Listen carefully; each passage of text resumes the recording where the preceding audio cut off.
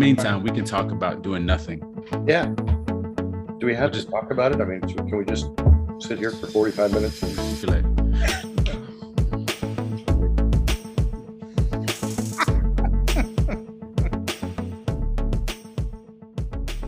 Welcome back, everyone, to the podcast. I am John, and I am here with our good friend, Brad. Brad, it's you and I today. I hope that's okay. I hope we can handle ourselves and everything will turn out all right. What do you think, brother?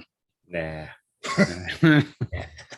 What's the worst that could happen? Why should we start now? That's what I want to know. That's right. That's right. After all these years, why would we start now? Yeah, Tom's up doing something, and we don't have anybody else to join us. So I think we're enough, and I think we'll be okay, Brad. Yeah. How was your worship gatherings? You have one gathering or two? You have two, right? Yeah. Two. Count them. 1, 2. Yes. We had good turnout, both services. Unfortunately, we're still having air conditioning issues, and you and them ACs over there, man. Yeah, well, you know what happens when you got a 75-year-old building and it's got 600-year-old air conditioning, and nobody wants to touch it because they're afraid it'll break, and then they got to fix it. Don't worry, we have the same issue over here, actually. Yeah, but we wound up moving our second service into our fellowship hall and did that fairly successfully until we can figure out what to do. It was a terrarium. It was hot and muggy and steamy in there, and we said this ain't gonna work. Just like the old days, man. I know. Well, except our windows are like glued shut. We can't even open them up, and we got fans in there, but they ain't big enough. So but now we moved into fellowship hall. Still had a good crowd though in both services, and it was good. It was a very good service. And so you got your sweaty preacher sermon on, right? Hallelujah. Hallelujah. Got my old handkerchief out going like this. Our church in Mercedes, that building is no longer there, but it was a pretty old building, but it had the long windows. Yeah. When they have the long windows, that means they don't have AC. That's right. That's exactly right. They want you to open them long windows, and we would, and boy, it would be hot. Yeah. So anyway, we had a good time. We're doing a summer sermon series. I always have to slow down to say that because I never know how it's going to come out. The Art of Friendship. That's what we're doing. There you go. I talked about Daniel and his friends. Yeah. It was good. They get to hang out in hot places too. That's right. Yeah. They weren't complaining about AC, Brad. No, man. Well, we weren't complaining. We just moved. We just got out of the furnace. It's too hot in the kitchen. Now I've been doing a sermon series too for August, only for August, and on faith as a verb.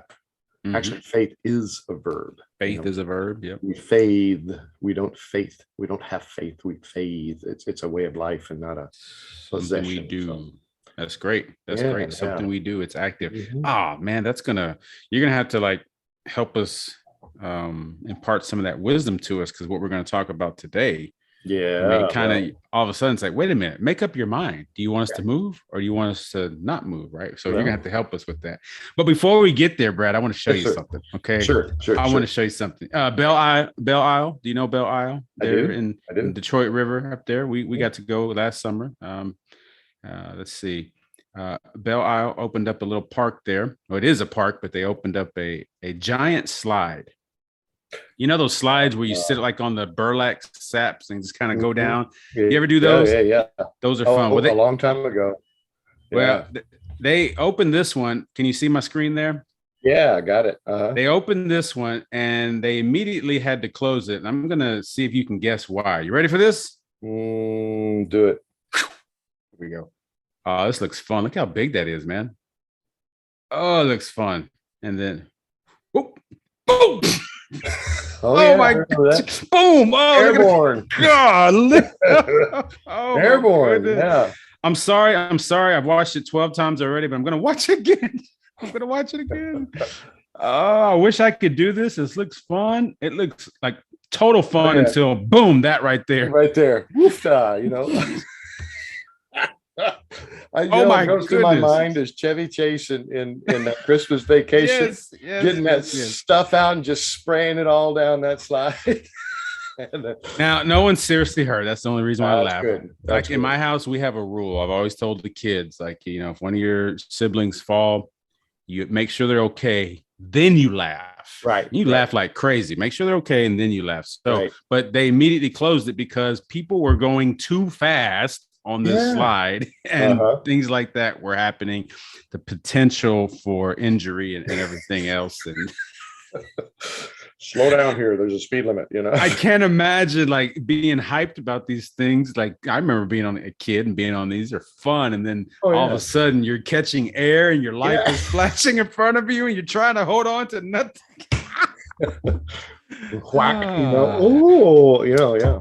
So the message in all of that is, Brad, slow down. Slow down. That's right. Slow down. Oh, that was pretty low, Brad. You could do that. Yeah. Are you a bass?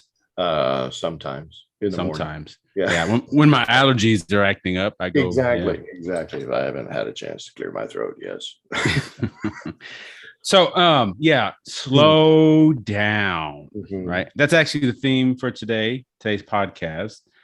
Because I saw another story that I love. I sent to Brad and I sent to Tom too. And Tom, it wasn't enough to entice him to come talk to us, but whatever. Yeah, really. Whatever. So anyway, I want to talk about slowing down. In fact, maybe even slowing down so much that we do nothing.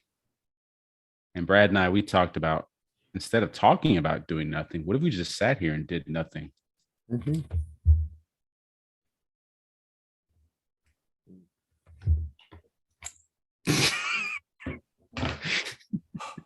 This thing on anyway. So, all right, the story came out of a man in Tokyo who gets paid to do nothing. Now, I'm sure there are a lot of jokes we can make about people who get paid. Plus expenses. Oh yeah, plus expenses. Yeah. So this guy, his job right now, people hire him to be there with them. So let's just say and listen to the story. I'm glad I listened to the whole thing because one, that's integrity in journalism. Oh yeah. Not that I'm a journalist or anything, but also it got me thinking like, okay, this does kind of make sense for some people, right? So some of the examples, say I have an event that I need to go to and maybe all my friends are busy or I don't want to burden them, but I don't want to go alone. So I call this guy and he'll come and just be there. He's not interested in talking. We don't have to carry on conversations or anything like that. For about, I don't know, I think it was $85, $90, something like that. About $85, yeah. $85. And now you have to pay, like, if you go out to eat or something, you have to pay his meal or travel expenses, things like that can be added to it. But they also talked about, so say, Brad, you have a tough conversation with family or something that you need to have, and you want to have somebody there. Well, you could pay this guy just to be there with you, maybe to sort of give you that courage and whatnot. And so pretty interesting. But what I found intriguing was how he talked about how he got this started. If you missed that, I don't know if you got that part, Brad, or not, but that he was at work and like the boss told him something like nothing gets done, even if you are here or something. Yeah.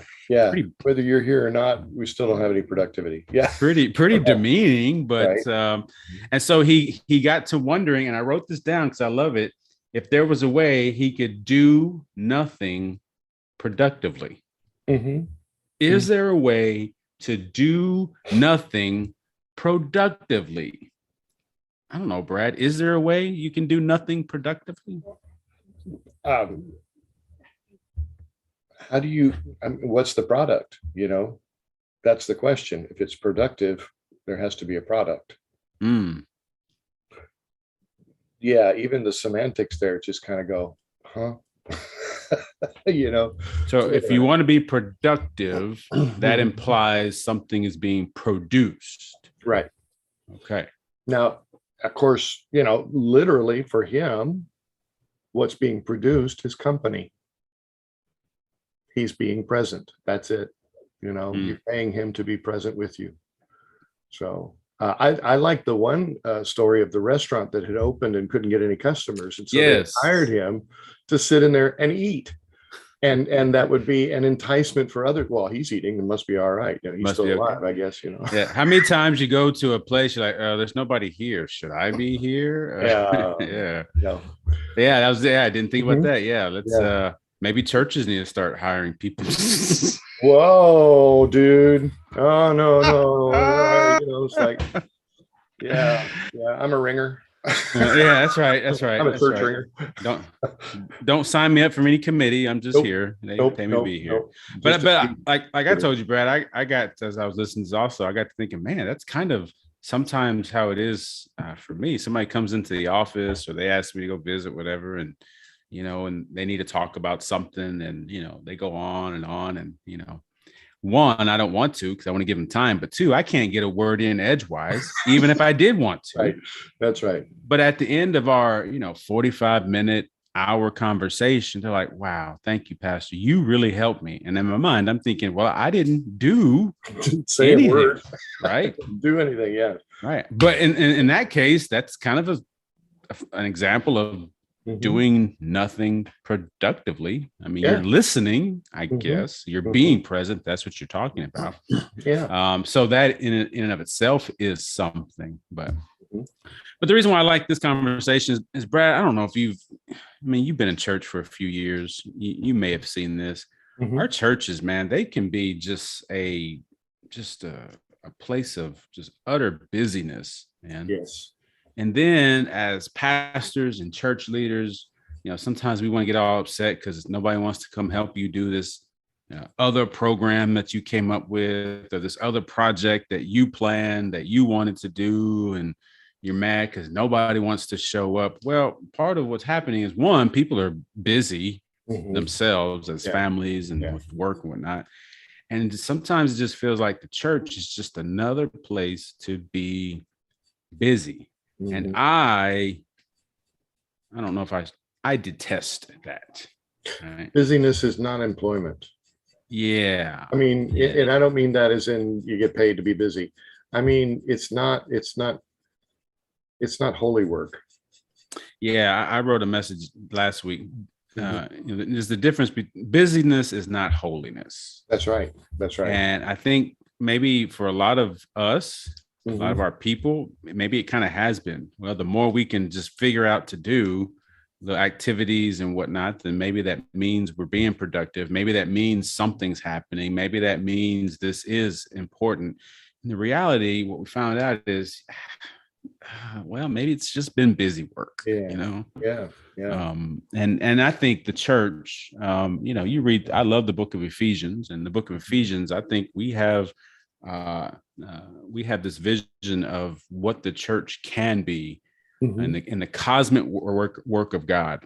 Right. And if we're just overwhelmed with busy work as the church, I don't think we can ever live into that vision. I was thinking of Mary and Martha.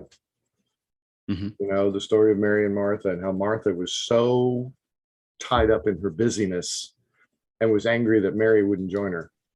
And Jesus said, but Mary's chosen the better part, just being. And then I got to thinking about Psalm 46, verse 10, that first part of that verse, be still and know that I am God, Be still. And there were years ago, I was in some youth room somewhere, and I can't remember where it was.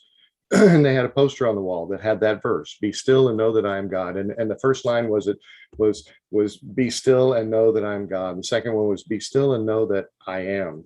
And then be still and know, and then be still. And then the last word was just be. Man, I'm going like, I'm calmer now just having read that. I mean, it centers you. It tells you that we are so hung up on doing stuff that may or may not have any kind of significance in the greater scheme of things. It's just busyness and busy work. And sometimes we need to stop and just breathe and relax and be in the presence of God. And I think when we are, I think that's when we hear God, the clearest and the loudest. Yeah, we don't give ourselves a chance to just be Right. if we're just busy. I think you remember that movie Ice Age? You ever watch those Yes. animated Yeah. movies? There's that Mm-hmm. the squirrel who's always chasing the acorn or Uh-huh. whatever. Uh-huh. There's that one scene where he's got it. He's got it. It's in his mouth, but he's hanging over a cliff, Mm-hmm. ice cliff, whatever. Yeah. Yeah. And as he's hanging there, he's finally got his prize. He's chasing this thing everywhere, all around the world, seemingly. Mm-hmm. And as he's got it there, he's hanging from the cliff with his teeth in the ice, I think. A little, I think of water pops out, Mm-hmm. right? And so he takes his Yeah. paw or finger or whatever he had, and he plugs the hole, Mm-hmm. but then another one comes out. Mm-hmm. And so he uses his other paw and he plugs it. And then another one comes out over here. So he uses his foot and his other foot. I think he uses his tail before eventually it just all just. Right. That has been a helpful image for me for a lot of years because I feel like that's how a lot of us are trying to live our walk with God. We're just kind of plugging the holes of busyness and thinking that that's going to be fine when really God isn't asking us to be more busy. God is like you said, God wants us to be. And when we learn to be, then we can become, I think, what God really intends for us. But why is that so hard for us? We don't like quiet, for one thing. And we have that mindset of if you're not doing something, what was it they used to say? The idle hands or the devil's workshop, Yeah. And all those other weird little things of that. Was it? They used to call it the old Protestant work ethic. Oh, yeah. That mindset of you got to do something to make yourself worthy. I thought Jesus did that on the cross, Sure. but it's hard for us, and we can even misunderstand scripture in that too. I mean, this is one of the things that Martin Luther really had a problem with about the book of James, is that it contradicted Paul, according to a lot of people that he was listening to and students that he had in his seminaries. And he said, just rip James out, because James kept saying faith without works is dead. Right. You can't have faith without works. And while there's some truth to that, the tendency is that we need to work our way into faith. And that's not at all what that's about. But we get caught up in that, because that's our world. And time is money. Money is time. Time is money. You got to, and we've forgotten how to just be. What's that old story? That old story about the fisherman sitting on the shoreline. He's got his boats tied up, and he's just enjoying the sunset. And businessman comes along and tells him, says, "What are you doing?" Says, "Relaxing." He says, "These your boats?" "Yeah." And he tells the story that goes on down. It says if you work a little harder, you can afford to buy another boat. Then you can make more money, make more fish. And he said, "Well, what would I do?" And he said, "Well, then you can buy more boats and hire more people and fish more, catch more fish." And he says, "And then what?" And he says, "Well, then, when you get so big and so comfortable, you can actually relax and enjoy life." And he says, "What do you think I'm doing?" I don't need all that stuff. Yeah. Yeah. And I think also it makes it hard, talking about church. I don't know. It's easy to reward busyness because it like you say, it feels like something's happening. Mm-hmm. Right. And I think we're at a point now where a lot of people who weren't sort of brought up in that I think they sense that. Mm-hmm. I think they can tell, like, oh, this is kind of just, this isn't real meaningful. This isn't, anything that you're telling me. This is a message that has eternal consequences and cosmic proportions, but yet you want me to just be busy or doing this little work. I think more people outside of the faith that maybe we're trying to introduce to the faith, I think they recognize that, and we haven't for a long time. I think the church has gotten, because I think I don't want to blame pastors, but I think go ahead. But I think we have a role in this. Sure. We are guilty because in part, I think, if people feel busy, they feel like things are getting done, that looks good on us.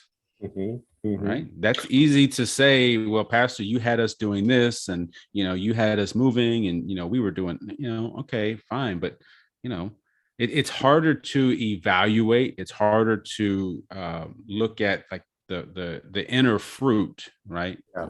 The fruit of the Are you Holy closer Spirit. to Christ now because of all this work? Yeah, it's harder to put that on a scale than it is. Was your church busy, right? Yeah. I remember a long time ago when I was just out of seminary, and or maybe I was still in seminary. There was this mindset of you can judge how effective a church is by how many days a week it's open and how many times there are people in the church doing something.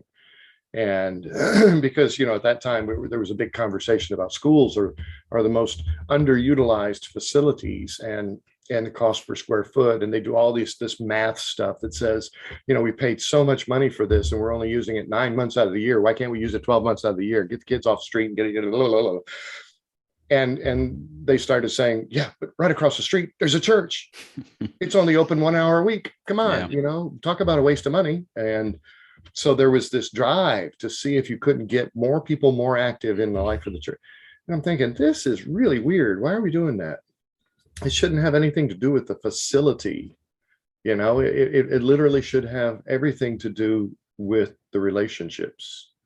And that's what we're really trying to build here. And if you look at every encounter of Christ, he was saying the same thing. It's the relationships that count more than the stuff, more than the doing, more than the all of that. And I think we missed that somehow. We misinterpreted that and got caught up in the worldly view of that too. So there's not a spiritual growth in being busy. Yeah. I've tried to impress on our church. We say we have a mission to make Kelsey known as a loving church, so God can be known as a loving God. I say, and part of that is sort of the traditional, and I use that term loosely because, it doesn't go back that far, but the traditional sense for a lot of us is, let's get more stuff happening at our church. I said, well, what if, we looked at it a different way? What if we looked at what's going on in our neighborhoods and communities, and look at the organizations and groups that are already doing God's work, right?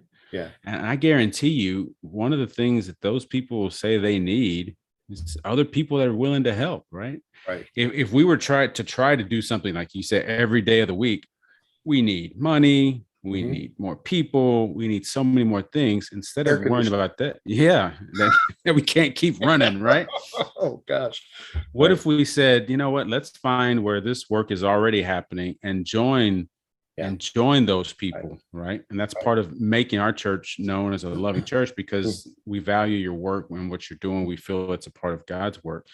But then that doesn't feel like we are doing anything. Right. And so it's hard to break out of that mold. Right? Well, and that's just it. How do you define success in an organization that's dedicated to a suffering servant? Oh, yes. You know what I mean? And of course, the big thing that we do is, well, what does your facilities offer?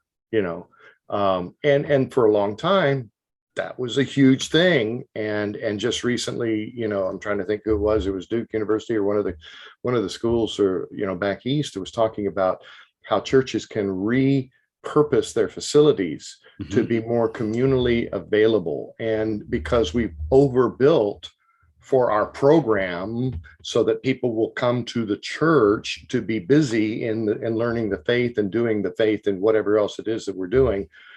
And now, with congregations shrinking, we still have this behemoth of a facility that we've got to keep up. That now that maybe we need to rent out the facility to organizations that can come and use it, so that we can help keep the facility open. And we've exchanged the faith for facility.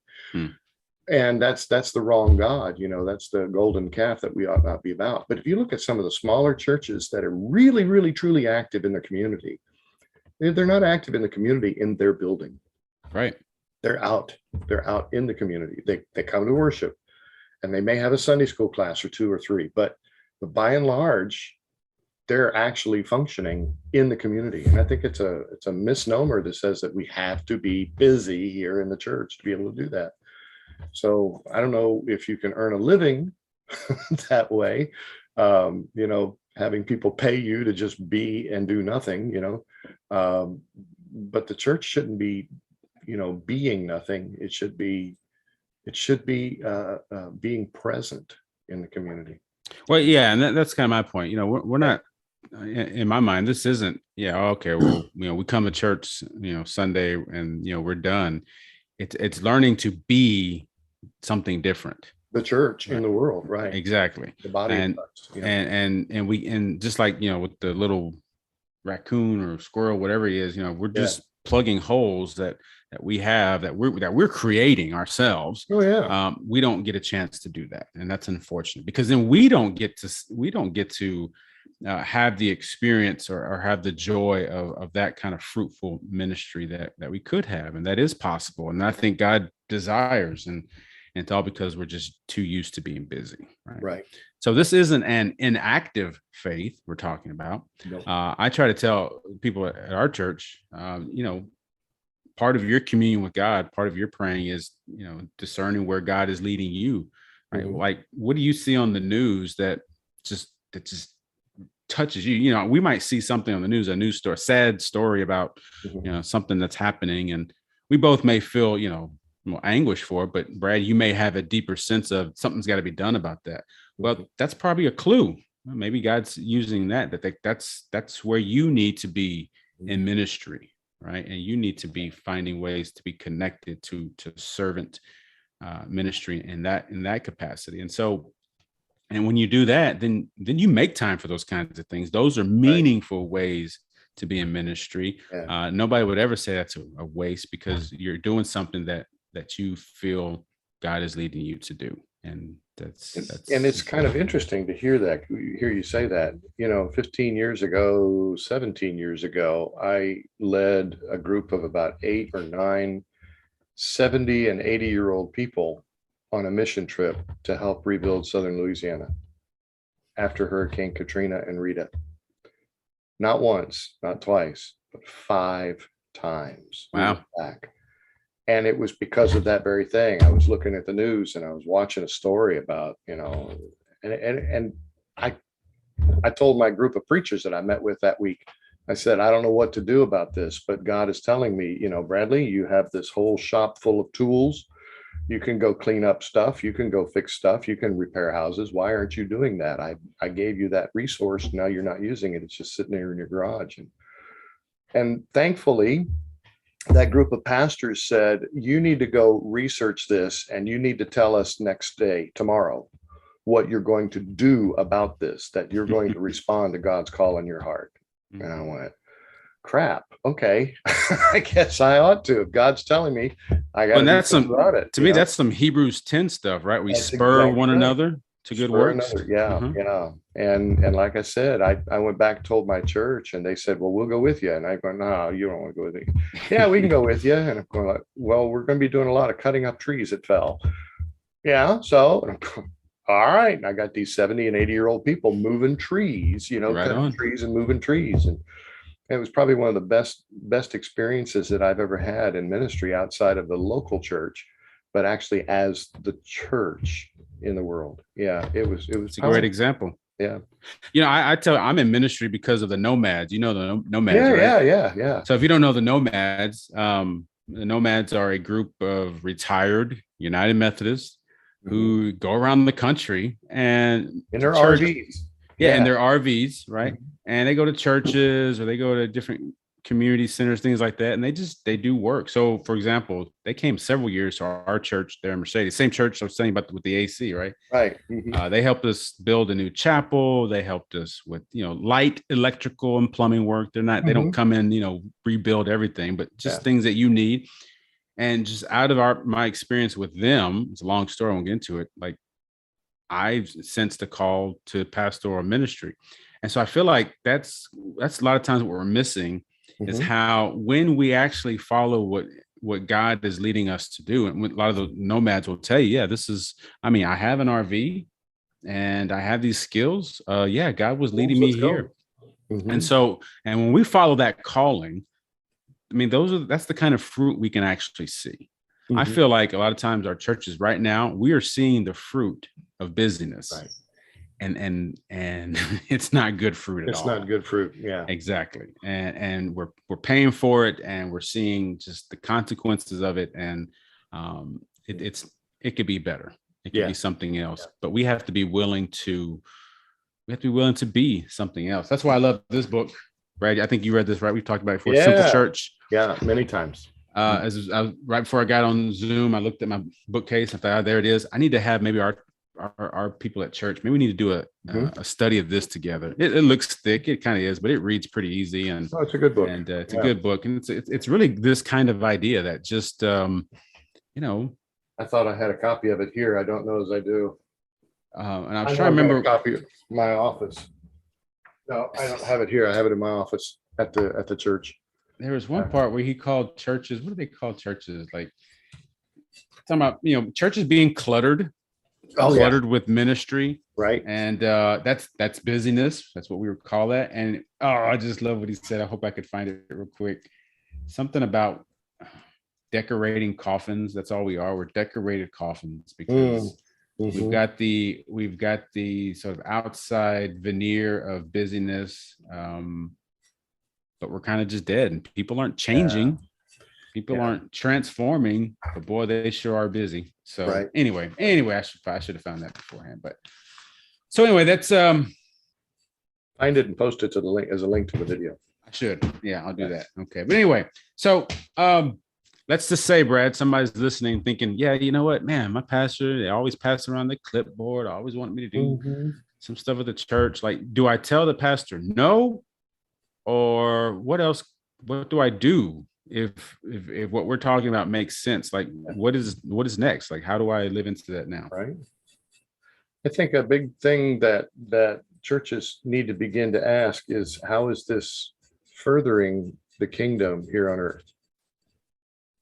I mean, that's a solid question to ask of anything that the church is doing. Exactly. We used to talk about that as our mission goal and vision. Does this match up with our mission statement of the church?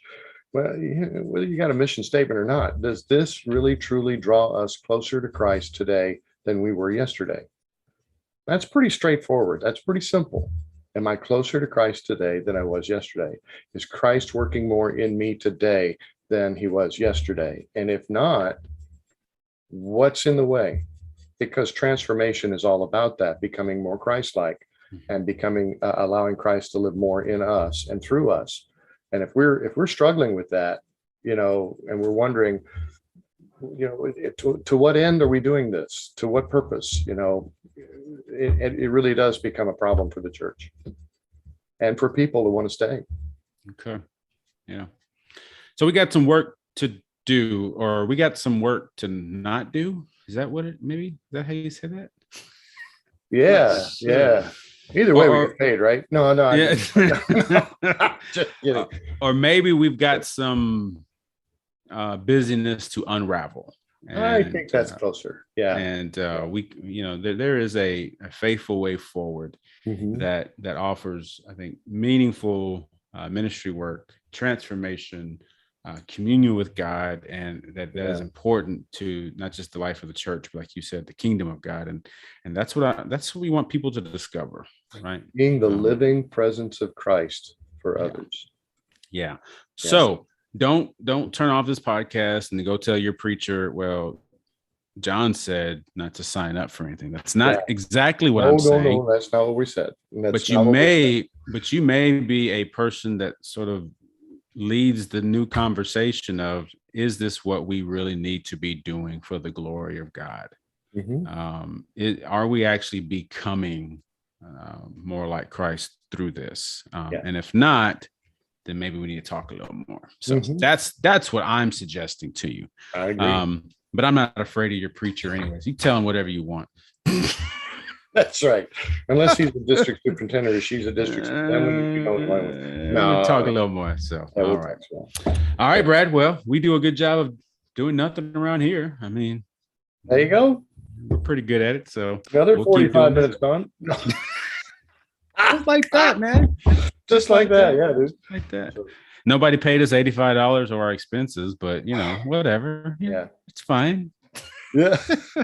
This time. All right. This time. That's right. Well, Brad, thank you for the gift of your time. Thanks for your insight. I appreciate it. And thank you for listening, tuning in. Glad that we can talk about doing nothing, but doing nothing productively. We're here for you. We are. If you want to talk about doing nothing or nothing, We're your guys. That's us. That's us. All right. Thanks for tuning in, and we will see you next week. Have a great rest of the week, and God be with you. Blessings.